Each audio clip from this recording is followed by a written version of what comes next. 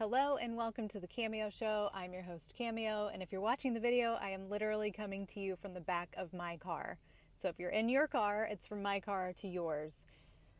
Because life is happening really fast right now and it's really busy, and that's what this episode is about. If you are in a stage of life right now that feels like a lot, you're juggling everything and trying to keep it together and stay grounded, it's a busy time of year, this episode is for you.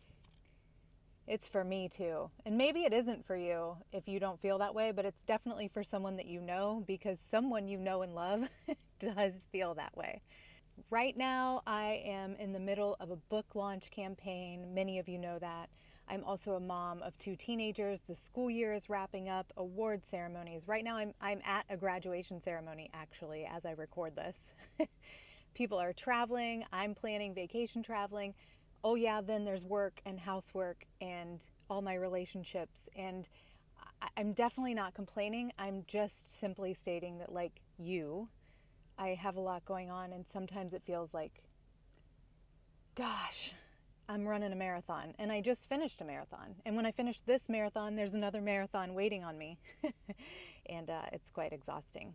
And the truth is, with so much going on, I often find myself with the very real temptation of kind of numbing out. I used to use alcohol to do so, and I now find myself wanting to just kind of self-abandon and check out and default sometimes into survival mode, where I just want to read a book or watch a movie and just not have to tend to anything and just forget all of my goals, forget all of my responsibilities. But there's power in choosing to stay present and stay committed and stay focused on the things that are important to you. What I think is really important to note, though, is that you really have to understand what's important to you, because we're all being pulled in a million different directions. The only reason I'm sitting in the back of my car recording this at a graduation ceremony that I'm not attending is because it was important to me to bring my son, who can't drive himself, who I didn't want really riding with anyone else to this, to be here to support his friends, to be with his friends, because that was important to him. So it feels silly that I'm sitting in the back of my car waiting on him for hours, but I know many of you can relate to that, because you go sit at practices and you wait for hours on your kids because that's a priority. It's just finding things that you can do that are productive or restorative while you're doing those things that are a priority to you, because everything can't be a priority. Let me repeat that. Everything cannot be a priority. So getting really good at understanding what those are and staying true and committed to them, and yourself as one of them, is very important in that statement. Gives you permission to focus, but also allows you to have trust in yourself that you will continue to push. And I don't mean in like a grind, hustle hard kind of way, but I mean continue to push toward what it is that's really important to you without checking out. Sometimes for me, self-care is just simply knowing what it feels like to feel grounded. Sometimes I walk to my mailbox through the grass. Sounds ridiculous, but it's so true.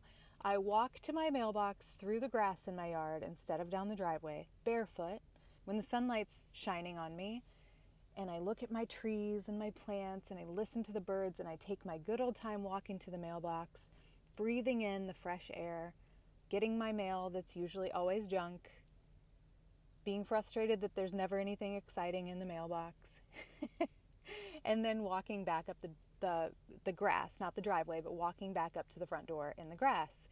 And just those few minutes to myself helps me ground in a way, again, that sounds ridiculous, but it isn't when you do it. It's like a recharging, refreshing moment for me.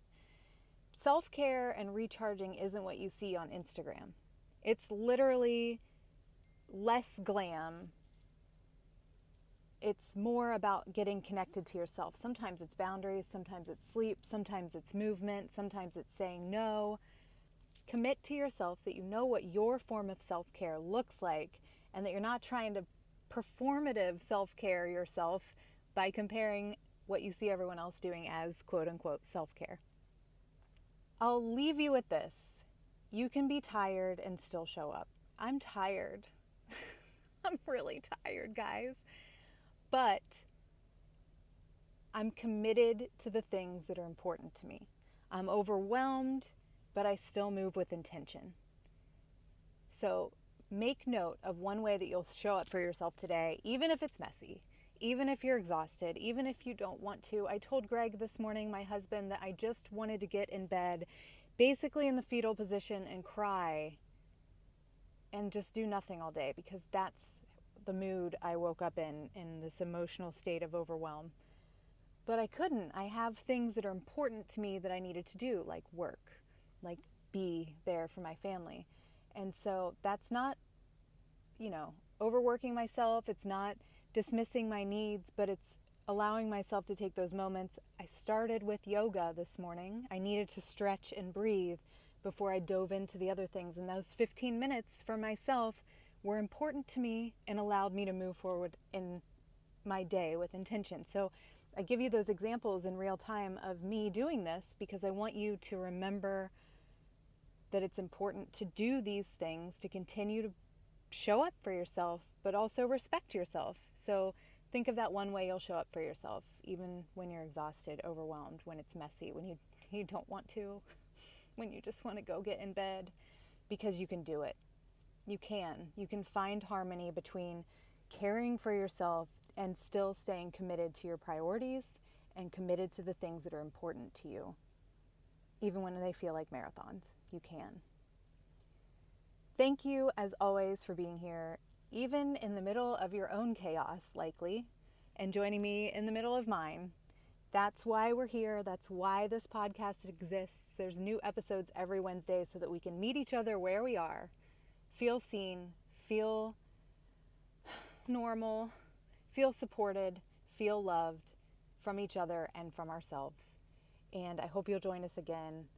I also hope you'll check out my book. It comes out next week on May 20th if you're listening to this podcast in real time.